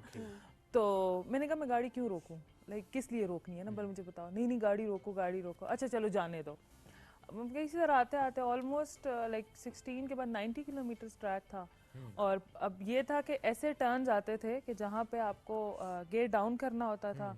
मैं थर्ड गियर में आ रही हूँ, थर्ड से आप जब तक आपका मतलब 80-100 पे नहीं आ रहा, मैं गियर डाउन भी नहीं कर सकती थी। तो वो उड़ते हुए जाते थे, तो कभी ट्रैक में उधर जाते थे। बड़ा स्वेयर किस्म का मुझे कट भी लग गया। कट लग गया यहाँ पे? हाँ मुझे यहाँ पे वो बेल्ट आपकी लगी होती है ना, लेकिन मेरी गाड़ी प्रॉपर ना ये जाती थी, मेरा नेविगेटर ऊपर फिर झूलते झूलते हम जाते थे। लेकिन ये कि सबसे बड़ी बात ये होती है कि गिव अप नहीं करना चाहिए। लेकिन मुझे सबने कहा कि आप गाड़ी रोक दो, लाइक स्लो डाउन, आराम से जाओ। बट वो जो उस वक्त एक जज्बा होता है ना, तो उसमें होता है नहीं। लेकिन ये जब कट लग गया, अब फील हुआ उस वक्त कट लग गया? नहीं उस वक्त तो पता नहीं चलता ना, नहीं, थोड़ा वो जलन सी हो रही थी, पता लग रहा था। बार बार मैं उसको बेल्ट को पीछे कर रही थी मैं। हाँ तो फिर जब गए तो तब मतलब प्रॉपर पता लगा कि वो, क्योंकि वो एक स्पेस पे गाड़ी नहीं जा रही थी। मुझे अक्सर ऐसा होता था कि मैं 130-140 पे गई हूँ और आगे लाइक आपका डेड जो है वो आपने लेफ्ट जाना है, तो वो हमारी कॉशन होती है, डेड ब्रेक्स होती हैं, आप उसमें ड्रिफ्ट भी मार के नहीं जा सकते हो। तो वो ये था कि वो मुझे हम गियर को डाउन करें, गियर भी डाउन नहीं हो रहा, तो मुझे कहीं जाके ना साइड पे गाड़ी मारनी पड़ती थी। तो जब मारती थी तो वो झटका लगता है। और उससे अगले दिन मुझे पता लगा, जब मुझे दर्दें उठी थी ना पूरी बॉडी में, कि कितना जोर पड़ा था। सही कहीं जोर, बहुत जोर पड़ा था। हालांकि हमारी गाड़ी का सस्पेंशन बहुत अच्छा है, उसमें फील नहीं होता, बट जिस तरह मैंने चलाई है ना, तो वो उसमें काफी फील हुआ। उस टाइम पे सिचुएशन भी तो ऐसी थी और हाँ, कोई तो ये था कि मेरे लिए मैटर करता है कि रेस को कंप्लीट करना। फिर जब 20 किलोमीटर रह गए तो उस वक्त वो मुझे कहता है अच्छा अब गाड़ी बचाओ आप। मैंने कहा गाड़ी में कुछ नहीं है। थोड़ा गुस्सा सा आया हुआ होता है इंसान को, लाइक सिचुएशन पे थोड़ा। फिर खुद को फिर अपने साथ ही बंदा थोड़ा सा दुआएं भी मैं पढ़ रही होती हूँ, खुद को काम डाउन किया, नहीं कोई बात नहीं, जस्ट 20 किलोमीटर रह गए, अब like this is your last chance, do your best. तो वो दिमाग में अपने से ही बातें कर करके ना, फिर जब 5 किलोमीटर से पूछा, मैंने कहा 5 किलोमीटर रह गए, लाइक आखिरी 20 पे भी लाइक मैं बहुत उसको रफली चला रही थी। मुझे हालांकि केयर करनी चाहिए थी कि चलो भाई कहीं भी कुछ भी हो सकता है। फिर जब 5 किलोमीटर और उसके बाद हमारे पास ना बोर्ड आ जाते हैं लाइक 3 किलोमीटर 2 किलोमीटर, वहाँ पे मैं 4th गियर भी लगा दिया। और जैसे हमने कॉल चलाई कि हमारे पास ब्रेक्स नहीं है, तो भाई आप लोग सब साइड पे हो जाओ। तो मैनेजमेंट में लाइक वहाँ पे तो 100-200 लोग तो खड़े होता है, तो उन्होंने सबको साइड पे किया। एंड आई गेस मैं किलोमीटर या उससे आगे तक जाके रुकी भी नहीं थी। मैं गाड़ी घुमा घुमा के एक जगह पे ना, तो ऐसी सिचुएशन में वैसे गाड़ी, क्योंकि ब्रेक नहीं है, जब ब्रेक फेल होती है तो कैसे गाड़ी रोकते, कैसे स्लो डाउन कैसे? वही आप, एक तो डेजर्ट है, उसमें ये कि ऑटोमेटिकली आप जब एक्सेलेरेटर से पाँव उठाते हो तो वो उसमें आहिस्ता आहिस्ता गाड़ी ना, वो होता है कि डीप सैंड में जा रही होती है, थोड़ा सा हाँ स्लो होती है। अच्छा एक तो ये होता है अगर आपको डीप सैंड मिल रही है। दूसरा वही जैसे कि मैं बता रही थी, किसी ना किसी जगह पे ना साइड पे मैं ऐसे गाड़ी लेकर जाती थी ड्रिफ्ट में, पर प्रॉब्लम यही था कि पावर स्टीयरिंग नहीं थी, तो मुझे मैं जितनी एक्सेलेरेटर देती थी गाड़ी और निकल रही थी बाहर। ये एक बड़ा मतलब एक हार्ड लक हाँ हमारे साथ हुआ था, चैलेंज तो था ही था। फिर आपकी जब आरपीएम नीचे आता है तो आहिस्ता आहिस्ता आप गियर डाउन करते हो, जब गियर डाउन करते हो तो वो ऑटोमेटिकली आपकी स्पीड कम होना शुरू हो जाती है। अच्छा इस दौरान ये पता था कि चले ट्रैक तो मुकम्मल करेंगे लेकिन सेकंड भी आ जाऊंगी, ये भी कुछ माइंड में चल रहा था? नहीं, फर्स्ट सेकंड नहीं था, मुझे था कि मैं अच्छे टाइम के साथ लाइक इस गाड़ी की इस सिचुएशन में मैं अपना ट्रैक कंप्लीट करूं। अच्छा और कितना फर्क है जो फर्स्ट पे आई और जो सेकंड पे आप आई, तो कितना फर्क है ड्यूरेशन? उनका था 1 hour 7 minutes, मेरा था 1 hour 10 minutes। It was like 2 minutes 47 seconds। तो ये तो इतना कोई टाइम था भी नहीं। वो टाइम बाद में मेरा ख्याल है आपने गाड़ी को बहुत कोसा होगा कि अगर ये ना होती तो मैं फर्स्ट आ सकती थी। अच्छा नहीं, मैं मेरी अगर आप लोग अभी मैं आपको पिक्चर्स दिखाती, मेरी रेस के बाद की जो कोई देखे ना कि जब मैं कैंप में आई हूँ ना, तो वो सब कहते हैं लाइक कितनी माशाल्लाह खुश है ये वो। तो मुझे ये नहीं होता था, हाँ एक था कि इतनी मेहनत की है, दिल दुखा था, कि काश लाइक मैं कह रही कि बस पावर स्टीयरिंग ही काम कर जाता तो वो हार जीत तो होती रहती है, पार्ट ऑफ गेम। कोई फर्स्ट आता है, कोई सेकंड आता है, लेकिन अपनी जो परफॉर्मेंस होती है कि मुझे पता था कि मैंने क्या परफॉर्म करना था और मैं कितनी मेहनत की थी। लेकिन चले स्टिल सेकंड पोजीशन, वो भी इतनी ऐसी सिचुएशन में जहां पर पोजीशन तो आपके माइंड में ही कहीं नहीं थी। हाँ, इस रेस में मैं हमेशा कहती हूँ, क्योंकि हमारे लाइक जो जितने सीनियर रेसर्स हैं वो यही कहते हैं कि हमारे लिए हम बैठे रहते हैं अक्सर, और जब स्टॉक की या प्रिपेयर्ड वाला हमारा दिन नहीं होता तो कोई 4 बजे भी आता है ना, like we clap for him या हर जो भी होता है कि यार ये ट्रैक पूरा करके आया है। आपने डेजर्ट में इस तरह गाड़ी चलाना, इतने चैलेंजेस को आप कंप्लीट करके आते हो। तो मैं कहती हूँ कि मैं जब फर्स्ट भी आ जाऊँ, सेकंड भी आ जाऊँ, थर्ड भी आ जाऊँ, मैं बड़ी खुश होती कि मैंने ट्रैक मुकम्मल कर लिया। हाँ, और अच्छा, अच्छे टाइम के ये हुआ कि जैसे जो थर्ड पे आ रहे हैं, जो भी आपके बिल्कुल पीछे हैं, उनकी तरफ से कमेंट मिला हो आप लोगों को? एक्चुअली मैं फर्स्ट मैंने ट्रैक मैंने ही कंप्लीट किया। मेरे पीछे जो गाड़ी आ रही थी उसमें जो अली भाई नेविगेटर थे, उन्होंने मेरे नेविगेटर को कहा, लाइक मुझे उनसे ही पता लगा अपने नेविगेटर से, लाइक ही सेड के अली भाई लाइक काफ़ी सीनियर रेसर भी रह चुके हैं, 20 ईयर से रैलीज में हैं, तो हमें जब ऐसा कॉम्प्लीमेंट सीनियर से मिलता है, लाइक इतना टाइम उन्होंने रेस की होती है कि लाइक विदाउट ब्रेक्स हमने लाइक सलमा की गाड़ी की डस्ट भी नहीं पकड़ी, तो मुझे लाइक वो उस पर ज़्यादा खुशी होती है। हाँ, तो उस पर खुशी होती है कि विदाउट ब्रेक्स अच्छा सलमा ने ट्रैक भी कंप्लीट कर लिया। अच्छा, तो वो एक ज़्यादा खुशी, कॉम्प्लीमेंट्स मैटर करते हैं ना उस टाइम पे, एप्रिसिएशन, इतना रिस्क लिया तो अप्रिशिएट तो करे ना, कवर कर। हाँ, करते हैं, ये क्या आपकी रैलीज में करते हैं। ये अच्छा, खुशी मिलती है। जितने चैलेंजेस अभी तक आपने, जितनी चैलेंजिंग रेसेस रही हैं जो आपने जिनमें पार्टिसिपेट किए, ये सबसे ज़्यादा मुश्किल थी? सबसे ज़्यादा। इससे पहले आपने कभी ऐसी सिचुएशन नहीं फेस की? नहीं। तो कहीं ना कहीं तो डर लगा होगा दिमाग में? जीरो ना करें यार। नहीं, मैं बता रही हूँ कि पहले तो ब्रेक पे जब सारा कुछ हो गया ना, तो उसके बाद जब मैं गाड़ी चला रही तो मैं आपको बता रही हूँ, मुझे मूवीज याद आ रही थी। जैसे वो अच्छा ये होता है कि जिसमें ब्रेक नहीं लगती। ये जो ब्रेक फेलियर ज़्यादातर जो मूवीज में होते हैं ना, वो शुगल वाले सीन होते हैं। आप कॉमेडी मूवीज में अक्सर देख रहे होते हैं, बंदा उड़ता हुआ जा रहा है नीचे। आपने लगता है कोई सीन नहीं देखे, वो मैंने देखे हुए हैं, बोलते हैं पुरानी मूवीज में ही होता है। तो वो हम लोग हंसते थे ना, लाइक हमारे लिए आजकल वो कॉमेडी होगी, लेकिन उस वक्त सीरियस मूवीज थी। तो वो कभी कभी अक्सर आ जाता है इंस्टा पे ना, तो ब्रेक्स नहीं लग रही होती हैं, या किसी ड्रामा में होता है कि ब्रेक्स नहीं लग रही होती हैं, तो मेरे माइंड में एकदम आया, मैं कहा अच्छा ऐसी सिचुएशन, हालांकि वो तो सीधी रोड होती है। यार ये बड़ी हिम्मत की बात है, और hats off to you, too very honest. And your navigator as well. हाँ, सीरियसली। वैसे उसके क्या हाल था? लास्ट टाइम आपने एक स्टोरी सुनाई थी। हाँ, उसका नहीं, माशाल्लाह काफी वो मेरे साथ जो भी बैठते हैं वो तो दुबई होते हैं, हम स्पेशली वहाँ से उनको बुलाते हैं। He was like, अच्छा एक जगह पे ना हमारे कॉम्स ने काम करना शुरू कर दिया, वो हमारे कनेक्ट होते हैं ना, तो आप लोग के माइक और उसमें आपके आवाज़ आ रही होती है। तो मैंने कहा मुझे आवाज़ नहीं आ रही, मुझे आवाज़ नहीं आ रही। अच्छा, तो कहते हैं अच्छा कोई बात नहीं। फिर मैं थोड़ा सा लाउड होती थी, फिर मैं बीच में उसको कहती थी मैं गुस्सा नहीं कर रही हूँ, अच्छा टेंशन नहीं लेनी। कहते मुझे पता है सिचुएशन ऐसी है। वो क्या करता था कि उसको पता था कि मैं थोड़ी हाइपर हुई हुई हूँ, हाइपर इन सेंस कि लाइक मुझे रेस कंप्लीट करनी है अच्छे टाइम में। तो वो लाइक मैं अगर थर्ड गियर पे जा रही हूँ तो वो खामोशी से गियर शिफ्ट करके ना गियर डाउन करता था। अच्छा। हाँ, उसको था कि नेविगेटर थे तो वो कह रहा था कि बस हम लोग कंप्लीट कर लें, बट मुझे था कि नहीं, जितना मैं अच्छे टाइम में कंप्लीट कर सकती हूँ उतने में करूँ। हाँ, माइंड में आ जाता है कि आपकी गाड़ी टोटली आउट हो गई है तो आपने कंप्लीट ही करनी है। बट ये कि मैंने कहा चलो ठीक है, विदाउट ब्रेक्स भी मैं गाड़ी चला सकती हूँ। एक नया उसमें स्किल आ गया। वो नेविगेटर गियर डाउन नहीं करता होता, इट्स नॉट हिज जॉब। इतना टाइम ही नहीं होता, टाइम नहीं होता क्योंकि वो फुल टाइम मैप से कंसंट्रेट। हाँ, हम मैप नहीं देख सकते थे क्योंकि हमने जो लाइक हम 140 150 पे आ रहे हैं या 120 पे जो हमारी कॉशन आ रही है वो कॉशन ही नहीं रही अब। हमारा तो कॉशंस वाला काम ही खत्म हो गया। वो बस सामने देख रहा था या मैप में कोई डेडली कॉशन देखता था। वो जो डेडली कॉशंस थी उस पे भी मैं जो है वो क्या कहते हैं उस तरह नहीं जा रही थी, जाहिर है स्पीड अप जा रही थी। नहीं, ऑप्शन नहीं थे। इस दौरान कभी ऐसा लगा गाड़ी उलट जाएगी? एक जगह वो हुआ था, वो एक जगह ऐसे हुआ था कि हम लोग टोटली लाइक ये गाड़ी है वो कि हम लोग टर्न से आ रहे थे, it was like a little S. तो वो जब मैं यूं अब इतना वो टाइट बेंड था ना कि मुझे उस एक्सीलेटर दबाना पड़ा। जब मैंने एक्सीलेटर दबाया पावर स्टीयरिंग को यूज़ करने के लिए, जब हम राइट टू लेफ्ट होके ना लेफ्ट वाज स्ट्रेट, बट हमारी गाड़ी वो लगी है ना तो वो टोटली यूं हो गई थी।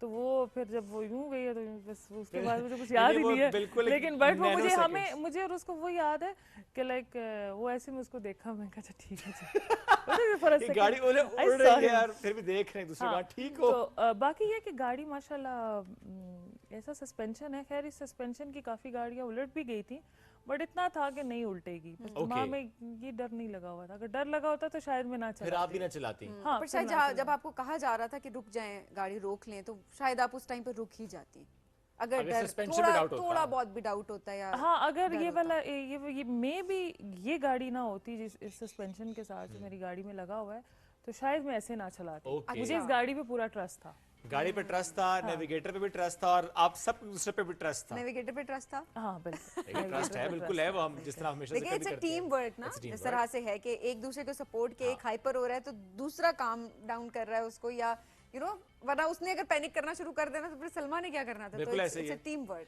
और that's how they did it. Salma जबरदस्त हो गया। अभी हमने डिस्कशन और भी करनी है, तो सिर्फ हम चोलिस्तान रैली की बात की है, लेकिन हम कुछ और रैलीज का जिक्र भी करेंगे। वैसे तो ये अब उनके जहन पे आ चुका है कि द मोस्ट डिफिकल्ट वन, लेकिन इसके अलावा बाकी रैलीज जिसमें हम बात तो अक्सर करते हैं, बट थोड़ी और बात भी करेंगे। प्लस रमजान की रूटीन सलमा की क्या होती है, इस पर भी करेंगे बात, लेकिन एक ब्रेक के बाद रहिए हमारे साथ। ये राइजिंग पाकिस्तान स्पेशल एडिशन।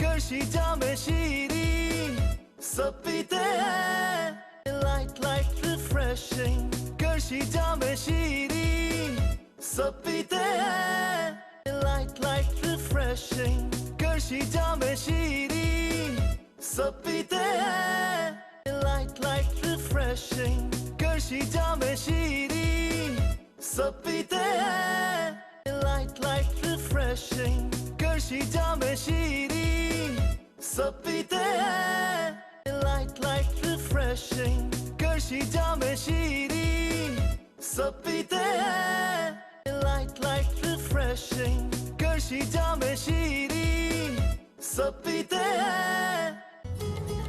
जमाने कई बदले, न बदली ममता न बदले हम, जहाँ ममता वहाँ डालडा। लाइट रिफ्रेशिंग करशी जामे शीरी सब पीते हैं, लाइट रिफ्रेशिंग करशी जामे शीरी सब पीते हैं, लाइट रिफ्रेशिंग करशी जामे शीरी सब पीते हैं, लाइट रिफ्रेशिंग करशी जामे शीरी सब पीते हैं, लाइट रिफ्रेशिंग करशी जामे शीरी सब पीते हैं, लाइट रिफ्रेशिंग करशी जामे शीरी सब पीते हैं। KNNs, ताकि आपके प्यारों को मिलती रहे safe and healthy chicken.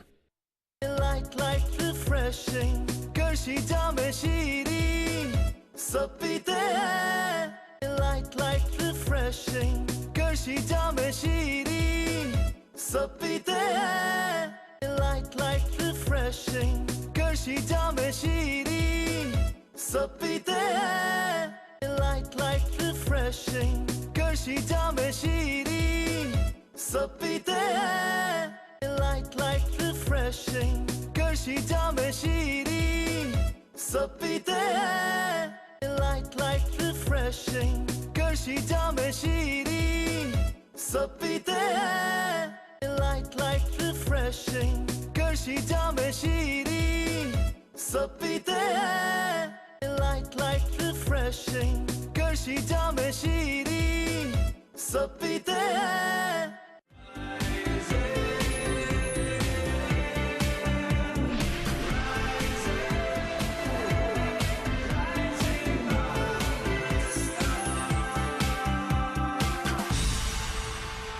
Welcome back. Rising Pakistan special edition में एक बार फिर कहते हैं आपको वेलकम। सलमा मरवत साथ मौजूद हैं, उनसे हमने चोलिस्तान जीप रैली की बात तो की, लेकिन जरा ये तो पूछे उनसे कि सिर्फ जीप रैलीज में ही सारा उनका फोकस है या कभी किचन में भी जाती हैं? सलमा, कभी किचन की तरफ रुख होता है? या सिर्फ रोड सड़कों सड़की? जैसे ऐसे किया इसका मतलब नहीं होता। नहीं, किचन में मैं देखिए, मैं जब किचन में जाती हूँ ना, मैं अपनी ज़िंदगी में 3 बार कुकर फाड़ चुकी हूँ। ओके। हाँ, और मतलब 1-2 बार जैसे आग शाग लग गई थी। मतलब वही ना, वो बस कुकर क्यों फटा, क्या हुआ था? कुकर ऐसे फटा, मुझे शौक पड़ा, मैं और बाबा घर पे थे अकेले, कहते हैं कुछ पकाएगी आज बेटी मेरे लिए। I was in 9th-10th grade. तो हमारे पठानों में ना बहुत जल्दी लड़कियां खाना बनाती हैं, तो मैंने नहीं कभी खाना ही, मैंने कहा बाबा कैसे बनाते हैं? कहते हैं मेरा दिल कर रहा है दाल गोश्त खाने का। मैंने ठीक हो गया, मैंने गोश्त डाला, लाइक मटन और दाल, मतलब फिर उसको कहते हैं इस तरह बंद करते हैं, वो बस उसको वो प्रेशर दे दो, पक जाएगा। हाँ प्रेशर दे दो, वो जब सॉफ्ट हो जाए फिर उसके बाद तड़का शड़का मिल के लगा लेंगे बाप बेटी। मैंने कहा ठीक है बाबा। वो मैं करके और आराम से टीवी के आगे बैठ गई, थोड़ी देर बस ब्लास्ट की आवाज़। तो हम लोगों ने देखा, फिर हम लोगों ने जितना हो सका साफ किया, तो फिर अम्मी ने थोड़ा सा दोनों को सुना दी। क्या करना होता है, क्या नहीं किया था आपने? छोड़ गई ना, बस वो पकता रहा या कुछ हो गया, तो बस वो फट गया। इनको भी नहीं पता एक्चुअली, नहीं पता ना, क्योंकि हाँ, इनको भी नहीं पता। हाँ, किसी की तरफ इनका रुख नहीं होता। फिर एक दफा दाल चावल, तो मैंने कहा दाल चावल बनाते हैं, मैंने कहा फिर इसी तरह सारी दालें डाली, उसको कुकर को ना मैंने एंड तक पानी से भर दिया, मैंने बंद कर दिया, तो वो उसकी कोई दाल वगैरह लाइक वो जो जहाँ पे वो स्टीम वगैरह निकलती है सीटी वहाँ से, तो वो मैंने, अच्छा मैं खड़ी देख रही, मैंने कहा यार इसमें कुछ आवाज़ ही नहीं आ रही, कहाँ जाएगी? तो जब वैसे ही किचन से बस, अच्छा मुझे उस वक्त तो अल्लाह ने बड़ा बचाया था, किचन से निकली लेफ्ट हुई, उसके बाद धमाका, कुकर इंतजार कर रहा सलमा जी जाए तो मैं फटूं। ऐसे ही तीसरी बार पे कुछ इस तरह फट गया था। तो बस आपने कहा नहीं जाना चाहिए। नहीं वैसे तो देखें सबीन, ऐसे एक बार अगर ऐसा हादसा हो जाए तो दूसरी बार आप कोशिश नहीं करते रिस्क लेने की, आपने 3 दफा कोशिश की। हाँ 3 बार ट्राई किया। सो डेयरिंग यू आर, है ना? बस देख ले। अच्छा रमजान में भी कोई किचन में थोड़ा बहुत कोई पकौड़े जिनमें कुकर का इस्तेमाल ना होता हो, अफ्तारी में कोई हेल्प नहीं? खामोशी। मेरा ख्याल है खैर है, इट्स ओके। मैं वैसे भी पकोड़े वगैरह नहीं खाती हूँ, इसलिए किचन में जाती भी नहीं। मैं हाँ ना मैं खाती हूँ पकाऊंगी। नहीं मैं बहुत कम, लाइक अम्मा से सबसे ज़्यादा डांट पड़ती है कि घर में सालन ख़त्म हो जाता है, मैं उसे स्पून से खा रही हूँ, रोटी तोड़ के मतलब खाना। हमारे यहाँ एक पठानों की एक वो है डिश, इसको सोबत भी कहते हैं, पेंडा भी कहते हैं हम लोग, पेंडा, हाँ वो मुझे सबसे ज़्यादा पसंद है। मेहनत ही नहीं करनी, रोटी तोड़ो, सालन में दबो और खाओ, तो वो अच्छा है, सब कुछ एक जगह होता है और आप आराम से खा सकते हो। बिल्कुल। तो मैं कहती हूँ सबसे अच्छी डिश वो है बस। लेकिन वो बनानी इतनी आसान नहीं है ना। हाँ वो बड़े बहुत अच्छे, मेरी अम्मी जैसे बनाती है, हमारे गांव में बहुत अच्छी बनती है। आप उन्होंने भी नहीं बनानी सीखी? मैंने, हाँ वो भी नहीं सीखा बनाना। मिल जाती है उन्हें खाने को, उन्हें क्या पड़ी है बनाने की? नहीं मैंने कोशिश की है ना, वो तो भिंडी भी बनाई थी मैंने। भिंडी बनाई थी? हाँ वो अच्छा, जब उसका क्या हुआ? वो इंटरेस्टिंग स्टोरी हो गया। वो एक मिनट, क्या भिंडी भी कुकर में बनाई थी? नहीं कुकर में नहीं बनाई थी, ऐसी कोई बात नहीं, तब मुझे पता है। वो अम्मी को देखती हूँ मैं, वो बस सब कुछ कर लिया था मैंने, लेकिन जब मैंने लिटरली मैंने ढक्कन खोला ना, तो वो भिंडी काली हो गई थी सारी। अच्छा वो जल गई थी? वो पूरी जल गई थी। वो कुछ डेंजरस नहीं था? नहीं बस इस बार कुकर नहीं फटा, इस बार भिंडी फट गई। भिंडी हाँ बिल्कुल, वो लाइक जल गई थी मुझसे। मैं ट्राई किया है, ऐसे नहीं है, मैं खाने पकाने का ट्राई करती हूँ, क्योंकि वो उल्टा पुल्टा हो जाता है कुछ। चाय शायद तो बनानी आती होगी, कॉफी चाय कुछ और चीज? हाँ कॉफी बना लेते हैं। एक चीज है जो आप बना लेते हो वो है कॉफी। हाँ कॉफी बना लेते हैं। ऑलराइट। अंडा उबालना आता है? अंडा देखिए आजकल दुनिया बहुत आगे जा चुकी है, आपको बहुत अच्छे अच्छे स्टीमर मिल जाएंगे, अंडे रखे उसमें वो अंडे उबल जाते हैं, आराम से वहाँ स्टीम होते हैं, आराम से छिलका उतारे, आपको जरूरत ही नहीं है। सही बात है। अब नहीं और रोटी मेकर आ गया। हाँ रोटी मेकर आ गया, आपके पास एयर फ्रायर आ गए हैं, बस आटा डालने, मेहनत की जरूरत ही नहीं है भाई। आप सबको मैं कहूँगी देखें अपने, I think this is the camera, आपकी जो मदर्स हैं उनके काम आसान करें और ये सारी चीज़ें ला के दिया करें उन्हें। ये क्या मतलब रोटी मेकर ला के दें, इतने अप्लायंसेस आ गए हैं, तो वो सब ला के और अपनी मदर्स को, अपनी बहनों को और अपनी जितनी भी वाइफ्स हैं उनको लेकर दें। तो हाँ ये तो आपने मेरा एक मैसेज है, अच्छा मैसेज दिया, देना चाहिए भाई रमजान में। और इसमें सारी मतलब लड़कियां वो, क्या आप देखें ना बेचारी रमजान में स्पेशली ज्यादा मुश्किल हो जाता है किचन में इतने घंटे काम करना, बट सहरी की तैयारी के लिए इतना पहले उठना, इफ्तारी से पहले 2-3 घंटे पहले किचन में चले जाना, तो इट्स वेरी टफ। लेकिन मैंने देखा काफी जो बॉयज हैं वो हेल्प भी करते हैं, क्योंकि हमारे घर में भी भाई वगैरह ना ये हेल्प करते हैं। तो लेकिन ये है कि अपने ख्याल रखना चाहिए अपनी मदर का, सिस्टर्स का, तो उनको ना अप्लायंसेस वगैरह अगर वो खड़ी हो रही है किचन में, आप लोग के लिए काम कर रही हैं, सहूलत मिलनी चाहिए। अच्छा मैं ये कहती हूँ कि बच्चे वाकई हम लोगों का ये होता है कि पेट पकड़ के बैठे होते हैं जी, रोज़ा लग रहा है, ये हो रहा है, इफ्तारी से कुछ देर पहले, और वहीं पर लिटरली आप अपनी मदर्स को देखें, अपनी बहनों को देखें, तो वो किचन में नहीं, हमें याद है काम कर रही हैं। हम बचपन में ना इफ्तारी के करीब के टाइम पे मतलब मैं तो काम, बहनें वगैरह तो साथ हेल्प, हम 5 बहनें माशाल्लाह, मैं सबसे छोटी हूँ। हम तो किचन में जाने से डरते थे, आखिरी टाइम पे अम्मा एक अजीब से मूड में आई हुई होती थी रोज़ा भी बेचारी को लग रहा होता था, तो हाँ तो वो, तो आप कहते करीब ना ही जाओ। नहीं नहीं बिल्कुल भी ना जाओ, दूर रहो। अम्मी बहुत सख्त हैं? नहीं बहुत स्वीट है Okay. अम्मी तो बहुत मतलब बहुत जानू है, बहुत जैसे स्वीट पठान है। अम्मियाँ अब्बू भी थोड़ी नहीं सख्त सख्त होती हैं। हाँ नहीं अब्बू भी नहीं, अब मेरे साथ तो बिल्कुल भी नहीं है सख्त अब्बू, और अम्मी तो बहुत स्वीट है, अम्मी को तो मैं बहुत तंग करती हूँ, मज़ा आता है। अभी जब आपने अम्मी को आके बताया इस चोलिस्तान जीप रैली का कि वहाँ पे ये हुआ था कि पावर स्टीयरिंग भी उड़ चुका है, ब्रेक भी फेल हो चुकी है, और फिर भी आपने मुकम्मल किया, तो मेरी अम्मी ने क्या पहली जो कॉल थी, वीडियो कॉल, वो अम्मी को ही गई, और अम्मी को देख के मतलब एक होता है, अब मैं ये नहीं है कि मैं फर्स्ट आऊँ, सेकंड या थर्ड आऊँ, जब रेस कंप्लीट होती है वो आपके अंदर, क्योंकि आप ऐसा आपका इवन ब्लड जो है ना वो यहाँ तक आया हुआ होता है, तो मैं एक थोड़ा सा मुझे रोना आता है हमेशा, चाहे जो मर्जी पोजीशन हो, उस पे नहीं है।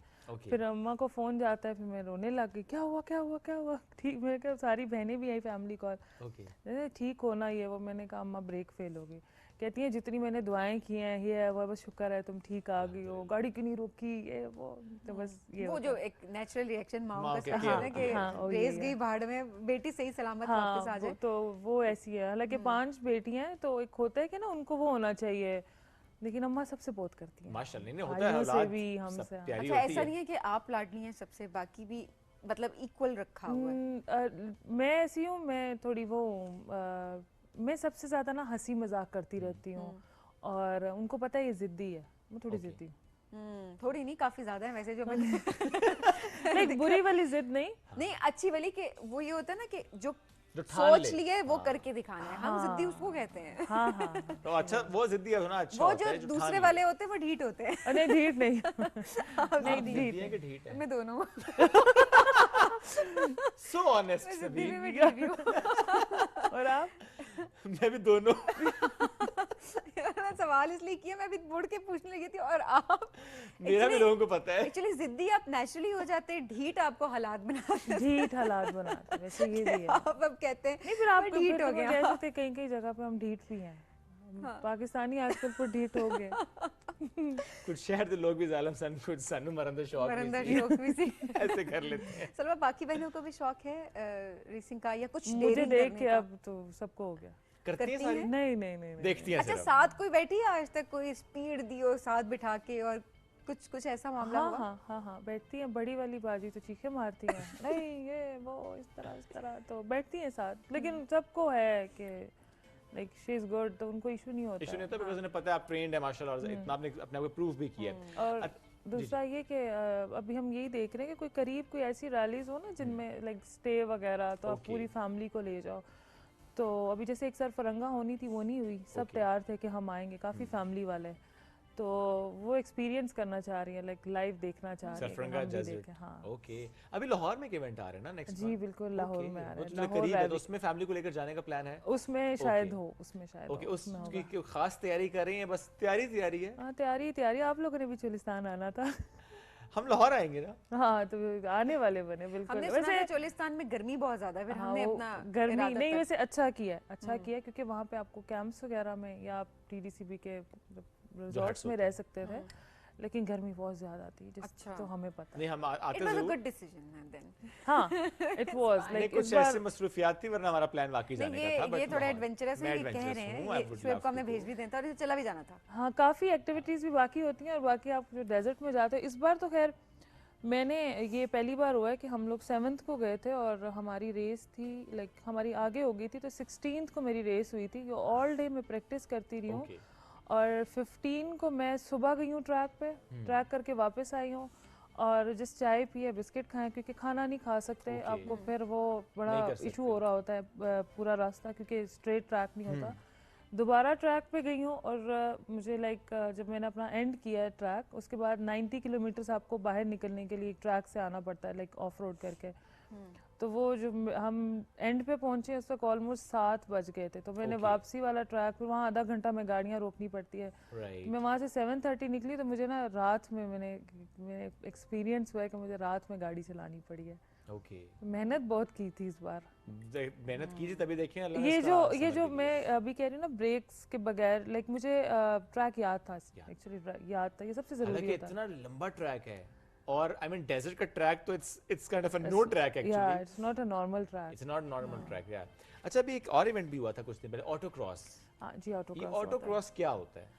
ऑटो क्रॉस ऐसे होता है कि एक ट्रैक आपको दे देते हैं, लाइक इट्स नियरली 2 किलोमीटर, और उसमें कोन्स रख दी जाती हैं। अच्छा। तो आपको एक चैलेंज दिया जाता है, तो डिफरेंट किस्म का ट्रैक बनाते हैं वो, ठीक है।